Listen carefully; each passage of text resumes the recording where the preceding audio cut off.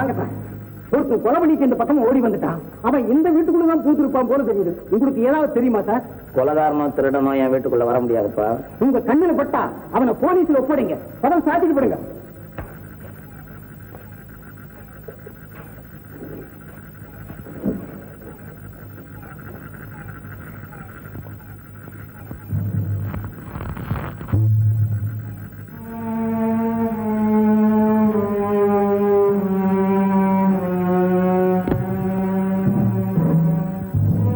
வீட்டுக்குள்ள ஒளிஞ்சுகிட்டு இருக்கிற கொலகார நான் 3 எண்ணத்துக்குள்ள என் முன்னாடி வந்து நிக்கணும்.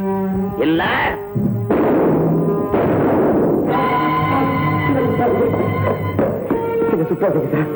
பார்த்தா பெரிய இடத்து பையன் மாதிரி இருக்க, அதுலயும் சின்ன வயசு பையன். பணத்திமுறை இளரத்தமும் சேர்ந்து கொலை பண்ணிட்டியா? இல்ல சார், சத்தியமா இல்லை. நான் மனசார ஒருத்தியை காதலிச்சேன். ஆனா அவளும் என்ன பயன்படுத்தி இன்னொருத்தர் அடைய திட்டம் போட்டான். நான் ஏமாற்றப்பட்டேன் தெரிஞ்சது.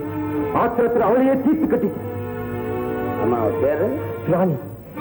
தொழில் திருடு. அந்த பையன் அவனுக்கு அதே தொழில் தான். அவன் பேர் மோகன்.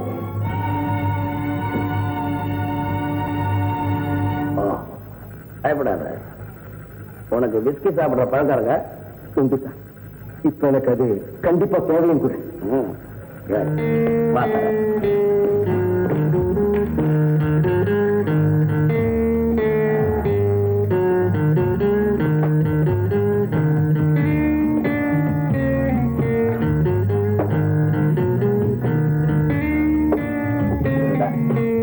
சோடா இருக்கு, ஊட்டிக்கோ.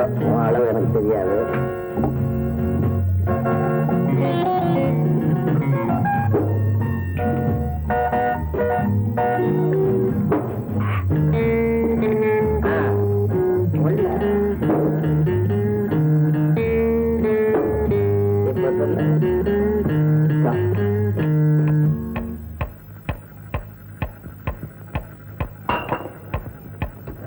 இதுதான் நடந்து. ஆல்ரைட், இப்ப எனக்கு எல்லாமே புரிஞ்சு போச்சு. சார், நீங்க என்ன காப்பாத்தாடாலும் பரவாயில்ல, என்ன காட்டி கொடுக்காம இருந்தா ஓகே. பைத்தியக்கார, உன்னை காப்பாத்துறதுக்கு வழி இருக்கு. வழி இருக்கு. குற்றம் செஞ்சா தண்டனை எப்படி இருக்குதோ அதே மாதிரி அந்த தண்டனையில இருந்து தப்பிச்சுக்கிறதுக்கு ஒரு வழி இருக்கு. அததான் அவனுக்கு செய்ய போறேன். கொஞ்சம் வரியா? எனக்கு வேணும் காசு.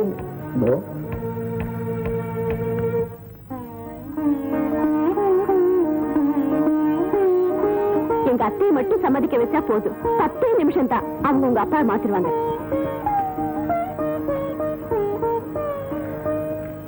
என்னம்மா? அத்தை, நான் உங்ககிட்ட ஒரு முக்கியமான விஷயம் பேசணும். சொல்லம்மா. நம்ம வசந்தாவா இப்படி கேட்கிறாங்க ஆச்சரியப்படாதீங்க. என்னடா இவ இப்படி கேட்டுட்டாளேன்னு வருத்தமும் படாதீங்க. சொல்லு, நீங்க மனப்பூர்வமா சம்மதிச்சாதான் இது நடக்கும். நீங்க விரும்பலைன்னா இனிமே இத பத்தி நான் உங்ககிட்ட பேசவே மாட்டேன். சொல்லம்மா. அத்தை, என்ன பொறுத்த வரைக்கும் இது ரொம்ப பெரிய பிரச்சனை. நீங்க உடனே பதில் சொல்லணுங்கிற அவசியம் கூட இல்ல. என்னம்மா இது, நீ வர வர லாபாயிண்ட் லலிதகுமாரி மாதிரி பேச ஆரம்பிச்சுட்ட. ஒரு வேலை செய், நான் உங்க மாமா அனுப்புறேன். உன் பீடி எல்லாம் அவர்கிட்ட சொல்லு. பொறுமையா கேட்டுட்டு இருப்பாரு. நான் சுருக்கமா அவர்கிட்ட தெரிஞ்சுக்கிறேன். இல்ல அத்தை, நானே உங்ககிட்ட சொல்லுவேன். சொல்லு. அம்மா. யார் பண்ணி?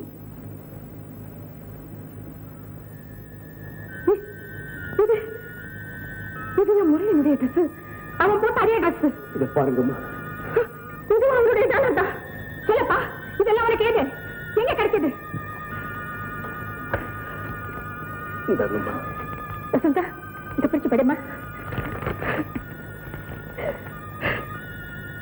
அன்பார்ந்த வக்கீல் அம்மா அவர்களுக்கு ராஜலிங்கம் எழுதியது. ராஜலிங்கம், இந்த பேரை எங்கேயோ கேள்விப்பட்டதா ஞாபகம். என்னை உங்களுக்கு அவ்வளவாக நினைவிருக்காது. ஏனென்றால் ஒவ்வொரு நாளும் என்னை போன்ற எத்தனையோ குற்றவாளிகளை சந்திக்கும் உங்களுக்கு என் முகமும் பேரும் ஞாபகம் இருக்க நியாயமில்லை. ஆனால் உங்கள் பிள்ளையின் கழுத்தில் கிடந்த டாலரை திருடி விட்டதாக பள்ளியை விட்டு நீக்கப்பட்ட ஒரு பையனின் தந்தை என்றால் நிச்சயம் ஞாபகம் வரும்.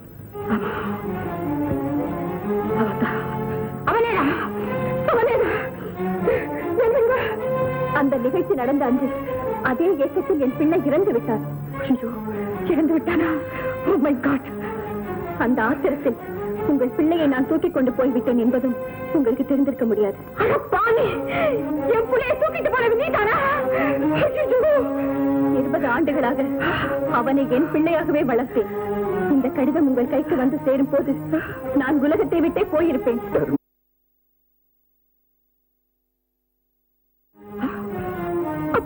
என் பிள்ளை அந்த லெட்டர் முழுக்க படிச்சா தெரியும்.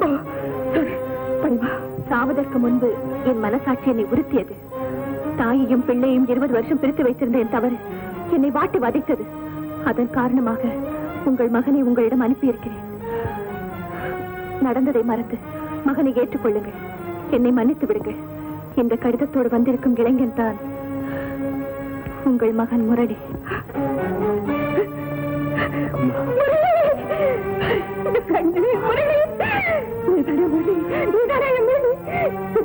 என்ன பிரிஞ்சிருந்து முரளி நீதானா? எப்ப இப்படி இருந்தப்போ இப்போ என்னங்க இது யாரும் தெரியுதா? என் நம்பிக்கை வீண் போகலைங்க. நம்ம முரளி என்னங்க ஊரையா கூட்டுங்க. பெரிய விழா நடத்தி நம்ம மகனை எல்லாருக்கும் அறிமுகப்படுத்தும். வசந்தா உனக்கா ஒருத்தம் பிறந்திருக்கா. உன்னை தேடி ஒரு நாள் வருவான்னு அடிக்கடி சொல்லுவேன்னு அந்த முரளி வந்துட்டாமா. உன்னை சீக்கிரம் கல்யாணம் பண்ணா பார்க்க போறேன். முரளி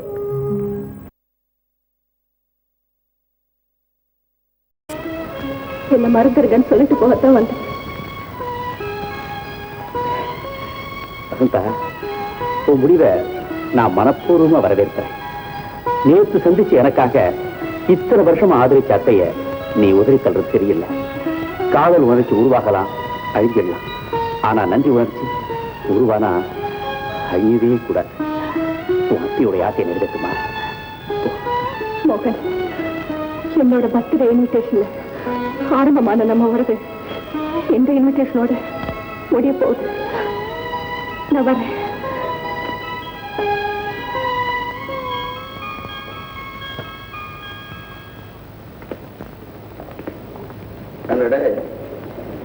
இவதான் உன் காதல் ராணியா?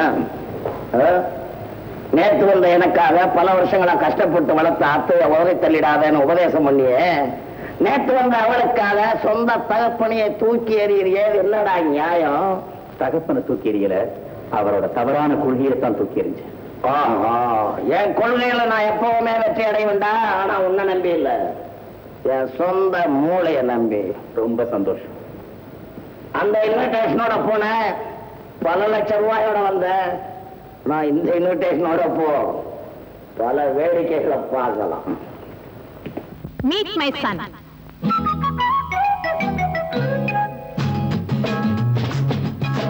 Vanavasan, meet my son. Meet my son. Meet my son. Vanavasan போயிருந்து திரும்பி வந்தான் என் மகன். Meet my son. Meet my son.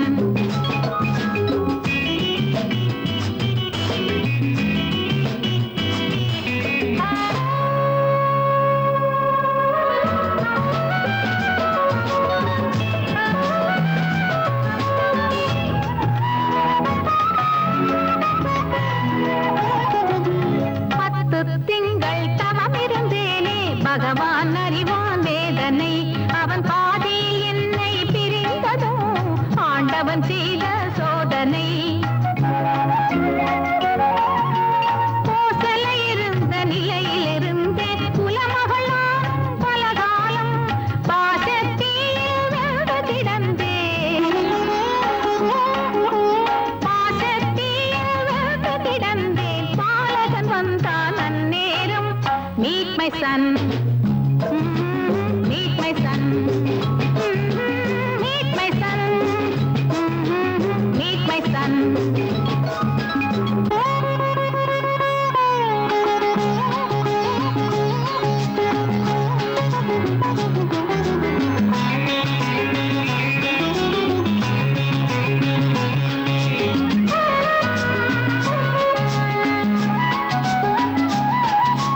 ராவணனுக்கு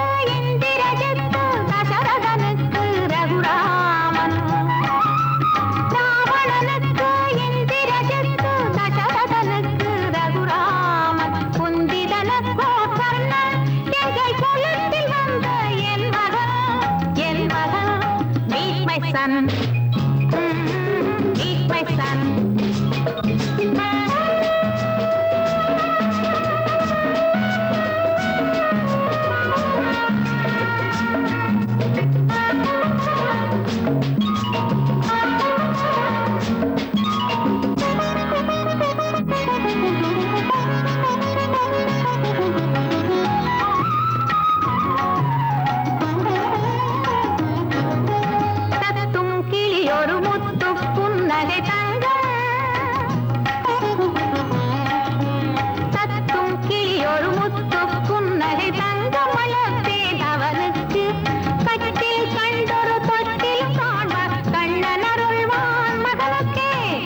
my son.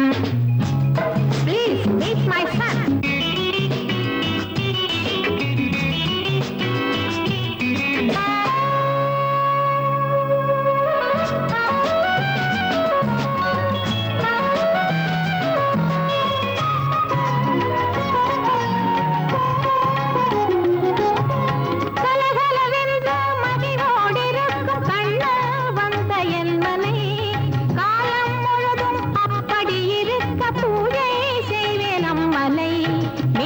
Son,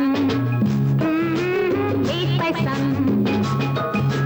வனவாசம் போயிருந்து திரும்பி வந்தான் என் மகன். Meet my son, meet my son. மோகன், என்னையா கூப்பிட்டீங்க? You are under arrest. என்ன காரணம்? ராணிங்கிற பெண்ணை கொலை செய்த குற்றத்துக்காக உன்னை கைது செய்ய. ராணிய நான் கொலை செஞ்சேனா? இது அக்கிரமம், அநியாயம். ராணி எனக்கு சகோதரி மாதிரி. குற்றவாளிங்க வழக்கமா சொல்றது இப்படித்தான். என்ன மோகன் ஒரு கொலை குற்றவாளியா? எஸ், அந்த ராணியை கொலை செய்த 2 பேர்ல இவனும் ஒருத்தன். மோகன் இப்படிப்பட்டவன். What a shame. What a pity. By the way, Murali, meet Mr. Gyanraj. Hello, Mr. Gyanraj. Sorry, madam. Mr. Veeraraghavan, what's all this? Well, Mrs. Parthasarathy, அந்த ராணியை கொலை செஞ்ச 2 பேர்ல ஒருத்தன் மோகன், இன்னொருத்தன் முரளி அலையஸ் மதன். இவங்க 2 பேரும் சேர்ந்துதான் ஒரு காதல் தகராறு காரணமா இந்த கொலையை செய்ததா எங்களுக்கு தகவல் வந்தது. அதுக்கு வேண்டிய ஆதாரமும் இருக்கு. இருக்காது, இருக்க முடியாது. இது ஏதோ சதி.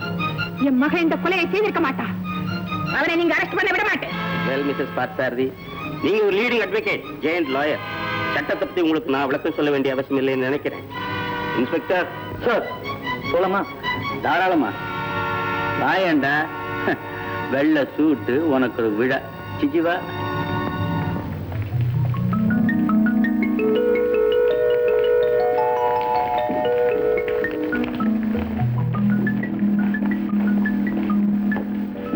வெல், மிஸ்ஸஸ் பார்த்தசாரதி, உங்க மகனை பார்க்க வந்த நானே அவனை பிரிக்க வேண்டிய நிலைமை வந்துடுச்சு. ஐ அம் வெரி வெரி சாரி. பாருங்களேன் வேடிக்கையே. நீங்க அரசுறத நாங்க எதுக்குங்க வேடிக்கை பார்க்கணும்? நீ கோர்ட்ல வந்து பாருப்பா. ஆமா, எதிர்த்தரப்பு வக்கீல் யாருன்னு சொன்னீங்க? இன்னும் சொல்லலீங்களே. சொல்லுங்க. சொல்றேன். மிஸ்டர் இந்திரா பார்த்தசாரதி. மிஸ்டர் வீரப்பன், தயவு பண்ணி இந்த கேஸ்ல என்ன விட்டுடுங்களேன். என்னங்க இப்படி பயப்படுறீங்க? பயப்படாதா? இந்த லா பாயிண்ட் லலிதகுமாரியோட லைஃப்ல அந்த வார்த்தைக்கே இடம் இல்லை.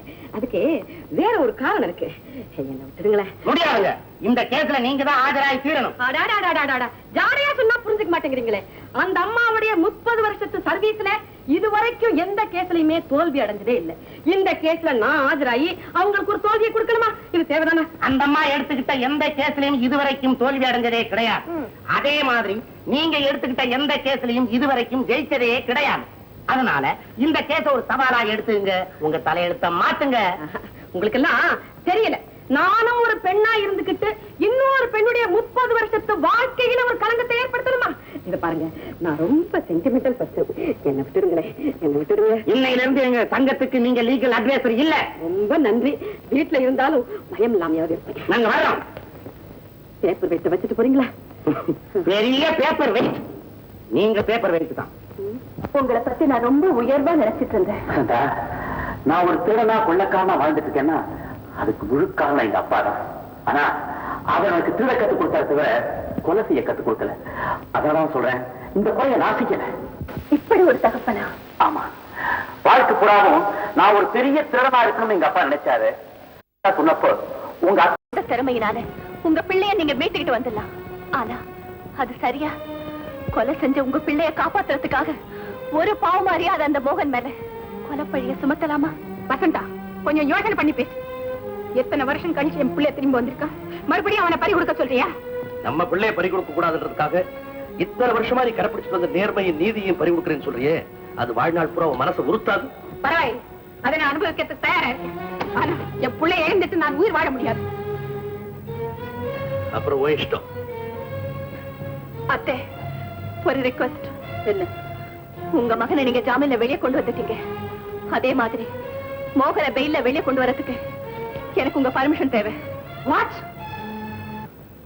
அவனை நீ பெயில்ல கொண்டு வரதுக்கு என்ன வந்தது உனக்கு அவசியம்? ஒரு குற்றவாளி நீங்க ஜாமீன்ல வெளியே கொண்டு வரலாம், ஒரு நிரபராதியை நான் ஜாமீன்ல வெளியே கொண்டு வரக்கூடாதா? வசந்தா, என் புள்ள குற்றவாளி, அவன் இவன் என் புள்ளடி. அவர் எனக்கு லவரா? சொல்லடி. ஆமா. ஓ,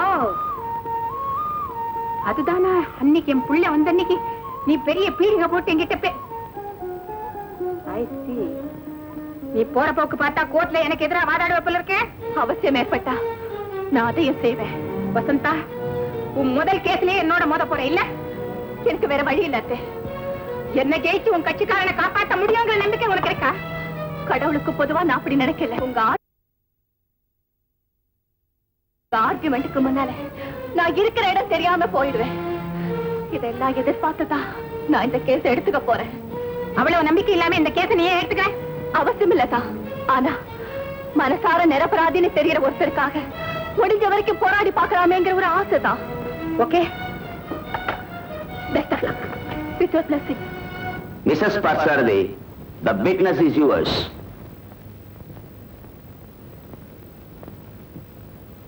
உங்க பேர்? ராமரத்னங்க. தொழில்? டீ கடை வச்சிருக்கங்க. டீ கடை. டீ கடைக்கு பக்கத்துல தானே கொலை நடந்தது? ஆமா. டீ கடைக்கும் கொலை நடந்த இடத்துக்கு எவ்வளவு தூரம் இருக்கும்? சுமார் 100 கஜம். 100 கஜம் இருக்கும். அப்ப அவ்வளவு தூரத்துல இருந்து கொலை நடந்ததை பாத்தீங்களா? கொலை நடந்ததை நான் பாக்கலீங்க.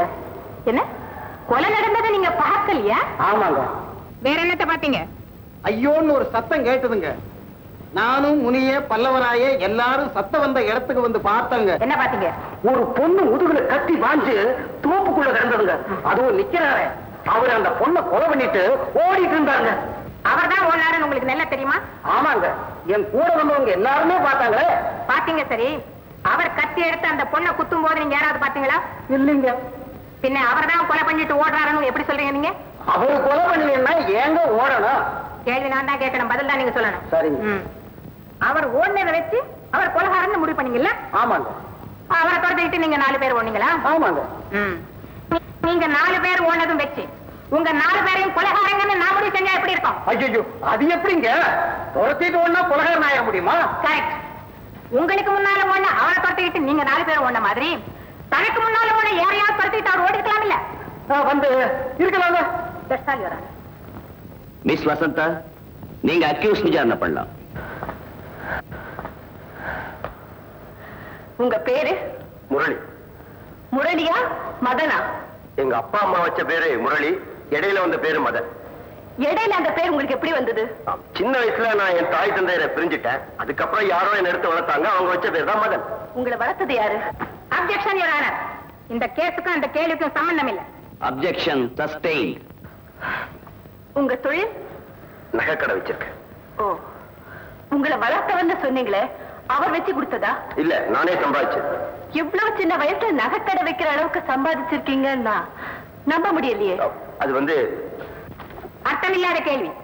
உண்மையான உழைப்பும் தொழில நாணயம் இருந்தா எந்த வயசுலயும் சம்பாதிக்கலாங்கிறது மிஸ் வசந்தாவுக்கு ஞாபகப்படுத்துறேன். இவர் தொழில நாணயம் இல்லாதவராச்சே, தப்பான வழியில தான் சம்பாதிச்சு நகைக்கடை வச்சிருக்கணுங்கிறத கோட்டாருக்கு எடுத்து சொல்ல வந்தேன். S, proceed. ராணிக்கும் உங்களுக்கும் மோகன் சம்பந்தமா ஏதாவது தகராறோ வாக்குவாதமோ ஏற்பட்டதுண்டா? கிடையாது. ராணியை நீங்க விரும்பினதுண்டா? இல்ல. கொலை நடந்த இடத்துக்கு உங்க கார் எப்படி வந்தது? ஒரு நாளைக்கு கடையில இருந்து நான் வீட்டுக்கு வந்துகிட்டு இருந்தேன். வர்ற வழியில ஒரு பொண்ணு அலற சத்தம் கேட்டு வண்டியை நிறுத்தி திரும்பி பார்த்தேன். அப்போ மோகன் சட்டையெல்லாம் ரத்தக்கரையோட வயல்ல குறுக்க விழுந்துருச்சு ஓடிட்டு இருந்தான். இல்ல, போய் போய். Order, order. Yes, you may proceed. வண்டியை நிறுத்தி திரும்பி பார்த்தேன். அப்ப மோகன் சட்டையெல்லாம் ரத்தக்கரையோட வயல்ல குறுக்க விழுந்தடிச்சு ஓடிட்டு இருந்தா நான் ஃபாலோ பண்ண கிடைக்கவே இல்லை. அப்ப உங்க கார்? திரும்பி வந்து பார்த்தா காரை காணோம். அப்புறம் தான் தெரிஞ்சுக்கிட்டேன் என் கார் போலீஸ் கஸ்டடியில இருக்கு. That's all, Your Honor. Mrs Parsarathi, நீங்க குறுக்கு விசாரணை ஆரம்பிக்கலாம்.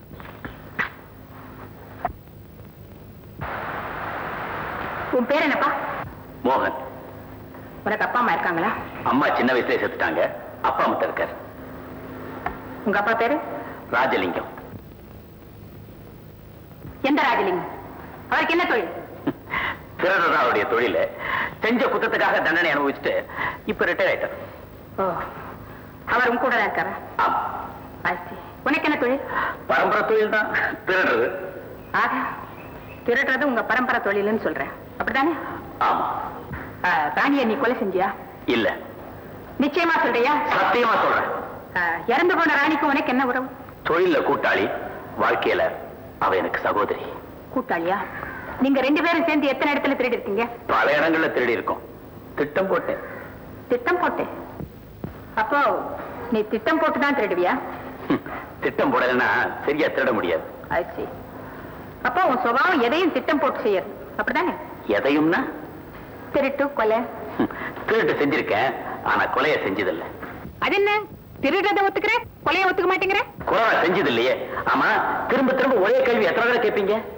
நான் எத்தனை தடவை கேட்டாலும் நீ பதில் சொல்லணும். தான் திருடனுங்கிறத நேர்மையா ஒத்துக்கிட்டானே பாவம், அதே மாதிரி கொலை பண்ணி இருந்தா அதே ஒத்துக்க மாட்டானா? எல்லாரும் உன்னை சிம்பத்தைஸ் பண்ணணும்னு எதிர்பார்க்கறேன். Objection, your honour. என் கட்சிக்காரர் அதுக்காக அப்படி சொல்லல. மிஸ்டர் பாபசாதி வேணும்னே அதுக்கப்புறம் ஒரு வியாக்கியானம் கொடுக்குறாங்க. Objection over ruled. திட்டம் போட்டு திருட தெரிஞ்ச உனக்கு திட்டம் போட்டு தப்பிக்கவும் தெரியும் இல்லையா? திருட தெரிஞ்சவனுக்கு தெட்ட தெரியாதா? கேள்வி நான் தான் கேட்கணும், பதில் தான் நீ சொல்லணும். கேளுங்க கேளுங்க. இந்த மாதிரி நீ பல முறை செஞ்சிருக்கல? ஏன், உங்களுக்கு அனுபவம் இருக்குமே? இருக்கு. என்ன மாதிரி ஒரு பெரிய கிரிமினல் லாயர் வீட்லயே நீ திட்டம் போட்டு திருடி திட்டம் போட்டு தப்பிச்சிருக்க. இதுல இருந்து நீ எதையும் திட்டம் போட்டு செய்வே, எதுல இருந்து நீ திட்டம் போட்டு தப்பிச்சுவே. எதுல இருந்தும்னா? வர வர I come to that point later. இப்போ வாட்ஸ் நெக்ஸ்ட்? ராணி. ராணிக்கு உனக்கும் எப்பாவது பங்கு தகராறு வந்ததுண்டா? கிடையாது. அவ எப்பாவது உன்னை போலீஸ்ல காட்டி கொடுப்பேன்னு மிரட்டதுண்டா? இல்ல. அவளை கொலை செய்ய போறாங்கன்னு உனக்கு முன்னாலே தெரியுமா? Please wait miss Vasantha. சொல்லப்பா, ராணியை கொலை செய்ய போறாங்கன்னு உனக்கு முன்னாலே தெரியுமா? தெரியாது. பின்ன எப்படி அவளை கரெக்டான நேரத்துக்கு அங்க வந்தேன்? அது நான் அவ வீட்டுக்கு போய்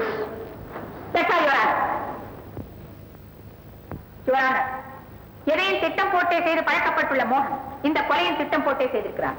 அதற்கு பிரதான காரணங்கள் 3.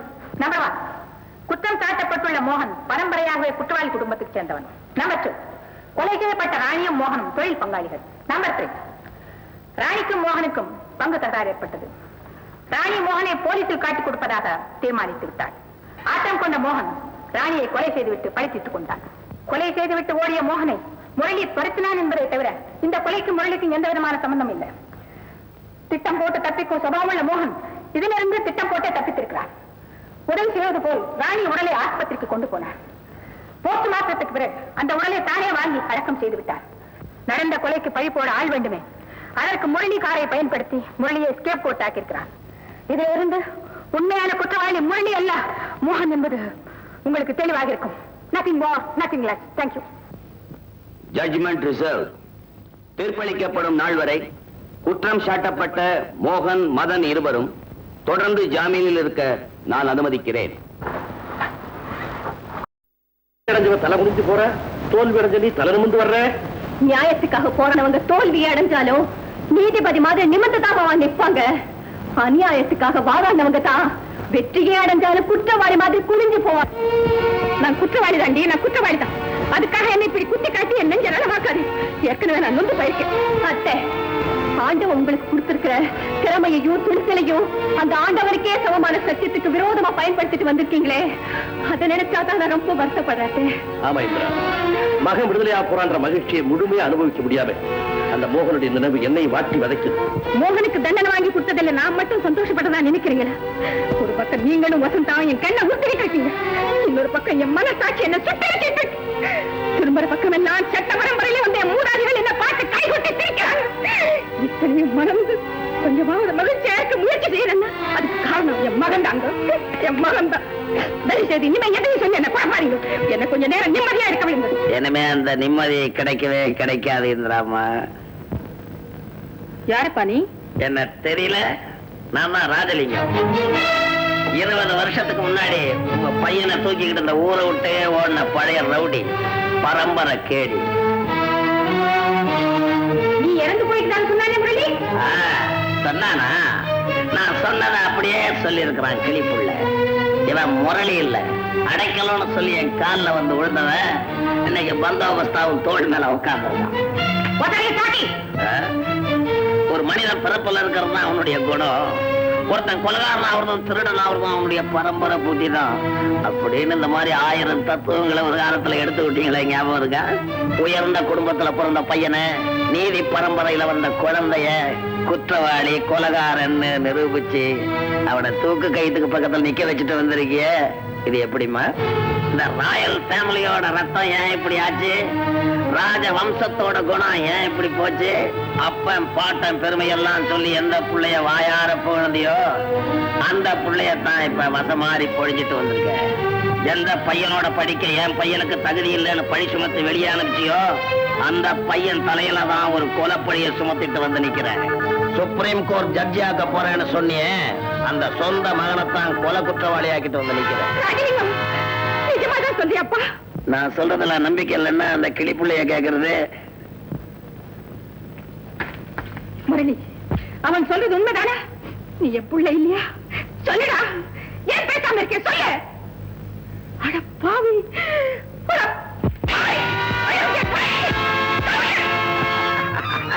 இப்படி ஒரு சந்தர்ப்பத்துல உன்னை சந்திக்கணும், பழி வாங்கணும்னு 1 நாள் 2 நாள் இல்லம்மா 20 வருஷமா காத்துக்கிட்டு இருந்தேன்.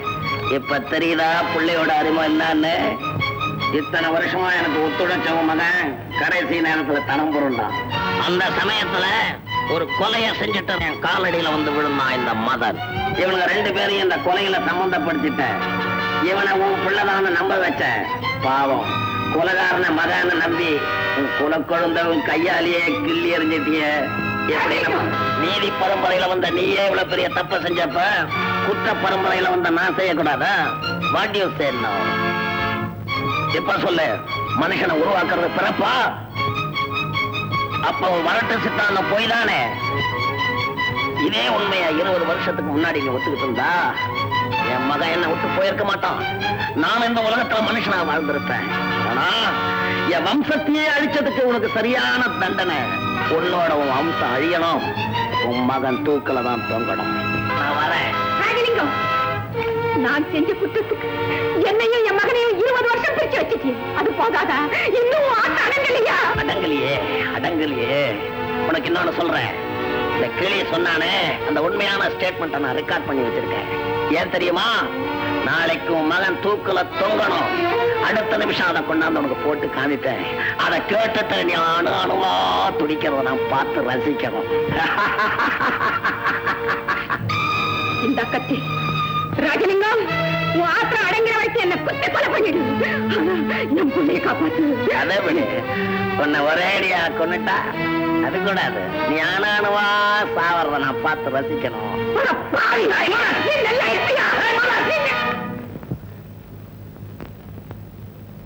ஒரு நாள் ஒரு திருட்டு விஷயமா அவ வீட்டுக்கு போயிருந்தப்போ அவ ஒரு பொண்ணுங்கிற உண்மை எனக்கு தெரிஞ்சுது. அந்த நிமிஷமே அவ அழகுக்கு நான் அடிமை ஆயிட்டேன். அந்த அழகு எனக்கு சொந்தமாதுன்னு தெரிஞ்சதுனால அவளை நான் தீட்டு கட்டிட்டேன். நம்ம தேடி இந்த டேப் கிடைச்சு போச்சு. வாங்கடா போலாம். மகன், ராணிய நீதான் கொலை செஞ்சிருப்பேன்னு சந்தேகப்பட்டேன். அது சரியா போச்சு. மோகன், நாளைக்கு காலையில உனக்கு தூக்கு தண்டனை கிடைக்க போகுது, ஞாபகம் இருக்கு. நீதான் கொலை செஞ்சேங்கிறதுக்கு ஆதாரம் உன் கையில இருக்கு. இதை நான் எடுத்துட்டு போயிட்டா உன்னால என்னடா செய்ய முடியும்?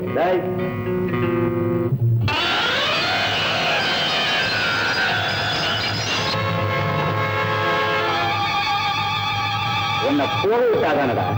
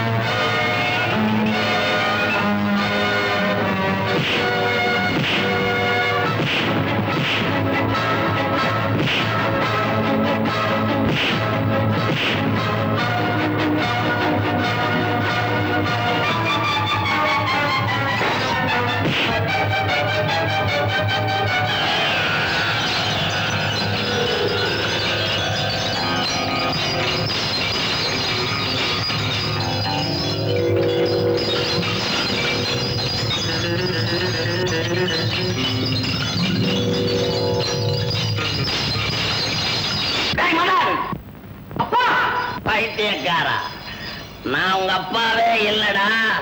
20 வருஷமா உன்னை பிரிஞ்சு துயரத்துல இருக்காள பாரட்ல இந்திரா அம்மா, அவங்களோட மகன்டா நீ. அவளை பழி வாங்கணுன்றதுக்கோசரமே இந்த 20 வருஷமா நான் உன்னை காப்பாத்துறேன்டா முட்டாள். மகன், உன்னை நான் காப்பாத்துறேன், போடுறாங்க பைத்தியக்காரா.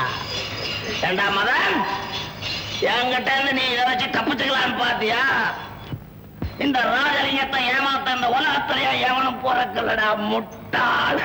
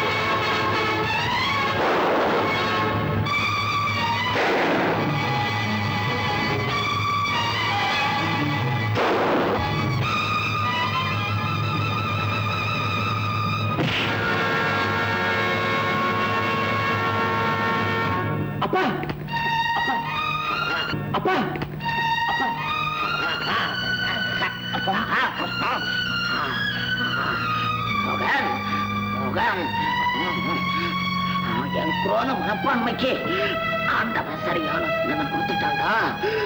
உங்க அம்மா மேல உள்ள கோபத்துல உன்னை எப்படி எப்படியோ வளர்த்துட்டா. நான் என் லட்சியத்துல ஜெயிச்சிருக்கலாம். ஆனா ஒண்ணுமே தெரியாத உன்னை நான் எப்படி எப்படி வளர்த்துட்டா. என்ன மன்னிச்சான்னு சொல்லடாமா. ராணி கொலை வழக்கில் டேப் ரெக்கார்டர் சாட்சியம் ஒரு விசித்திரமான திருப்பத்தையே ஏற்படுத்தி விட்டது. ராணியை கொலை செய்தது முரளி அலையஸ் மதன் என்பது சந்தேகத்துக்கிடமில்லாமல் நிரூபணமாகிவிட்டது. வாழ வேண்டிய வயதில் ராணி குரூரமாக கொலை செய்யப்பட்டிருக்கிறாள். முக்கியமான சாட்சியத்தை மறைக்க முயன்ற மோகனின் வளர்ப்பு தந்தை என்று கருதப்படும் ராஜலிங்கமும் முரளி அலையஸ் மதனால் சுட்டு கொலை செய்யப்பட்டிருக்கிறார். எனவே இரட்டை கொலை செய்த முரளி அலையஸ் மதனுக்கு கொலை குற்றத்திற்கான அதிகபட்ச தண்டனையாக தூக்கு தண்டனை விதிக்கிறேன். மோகன் பல திருட்டு வழக்குகளில் சம்பந்தப்பட்டிருந்தாலும் ராஜலிங்கம் என்பவனால் ஒரு கருவியாக பயன்படுத்தப்பட்டிருக்கிறார் என்பதால் மோகனுக்கு காட்டி முழு விடுதலை அளிக்கிறேன்.